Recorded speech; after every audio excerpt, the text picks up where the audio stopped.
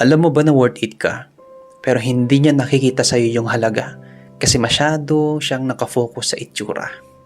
Masyado siyang tumitingin sa pangangatawan at physical na anyo ng isang tao.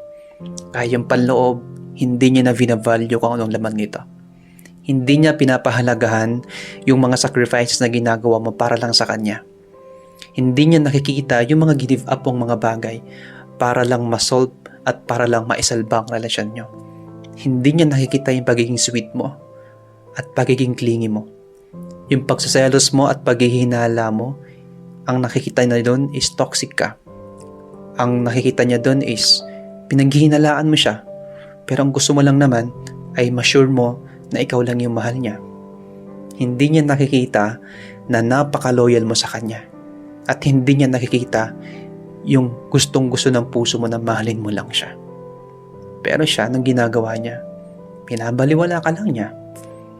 Akala niya normal lang lahat yun at akala niya ay bare minimum lang yun. Pero hindi niya alam kung gaano kahirap sa isang tao ang magmahal ng bukal sa puso. Kung hindi niya man nakita lahat ng halaga at ginagawa mo sa kanya, hindi mo na kasalanan yun. Kasalanan niya na yun. Kasalanan niya na rin kung hindi ka sapat sa kanya. Kasi pag binibigay mo naman ng best mo, hindi pa rin yung sapat para sa taong hindi nakukontento. Kaya ka pinagpalit, hindi dahil may kulang sa'yo, kundi marami nang meron sa'yo, pero nakukulangan pa siya. Gusto niya pa ng mas better sa'yo. Gusto niya pa ng mas maganda at attractive sa'yo.